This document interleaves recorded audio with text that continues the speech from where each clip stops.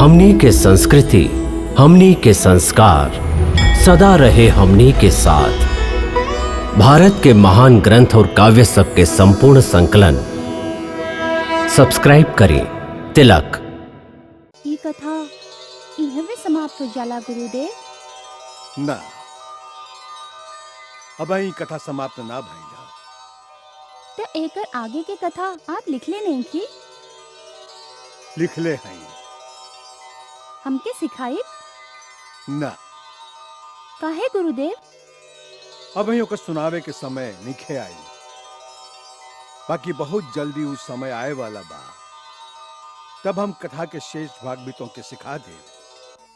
गुरुदेव, जय श्री राम के आप स्वयं भगवान विष्णु के अवतार कहत हैं। काई उनके कथा बा? हाँ वत्स, ई वहाँ के नरलीला के कथा बा। जब उनका सीता माई की पवित्रता के स्वयं विश्वास रहे, तब फिर उ लोगन के कहला से सीता के त्याग स्वीकार काहे कर रहलन? ओ समय तो अपन पत्नी के साथ देहल उनकर धर्म रहे। बाकी देवी सीता के भी ऐसे नहीं राय रहल। तब का भइल? पत्नी यदि कौनो अनुचित बात करे के कहे, तो का पति के ओकरा मान लेवे के चाहिए? हमार राय में तो सीता माई के त्याग एकदम अनुचित रहे। उचित और अनुचित का निर्णय तो इतिहास करी। बाकी महाराज राम जी कैलन, वो राज धर्म के अनुसार ही कैलन।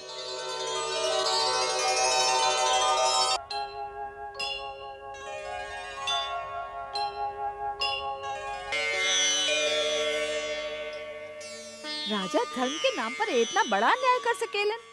ये बात तो हमार समझ में नहीं ख्यावत।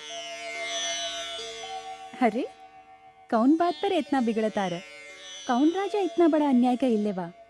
राजा राम।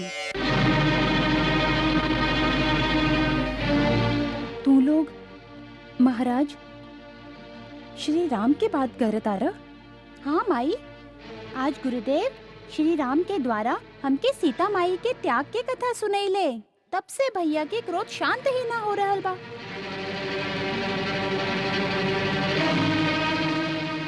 कुश बेटा, श्री राम हमार राजा हैं।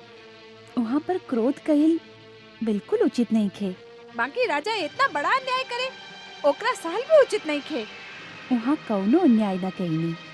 एगो निर्दोष पत्नी के जेकरा वो स्वयं भी पवित्र मानत रहन, खाली कुछ लोग के कहे से घर से निकाल देहल, ये एकदम अनुचित और अन्यायपूर्ण काम रहे। साधारण मनुष्य भी यही कही।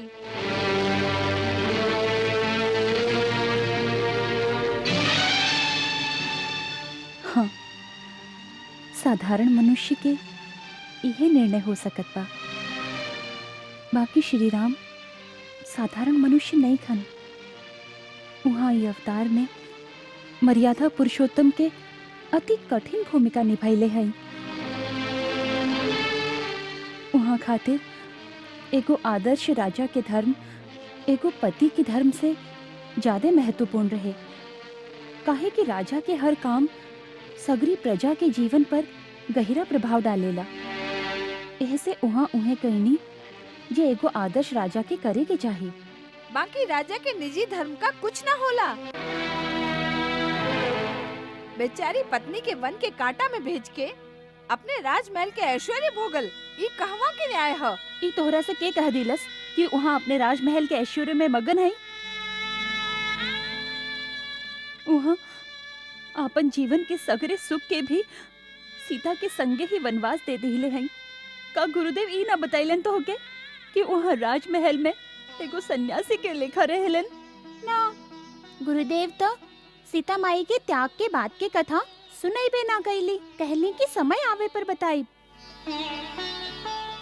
आपके शायद आगे की कथा के ज्ञान बा, बताई न माई, आगे का भइल? हमके भी गुरुदेव इहवे तक कथा सुनाइले रहन।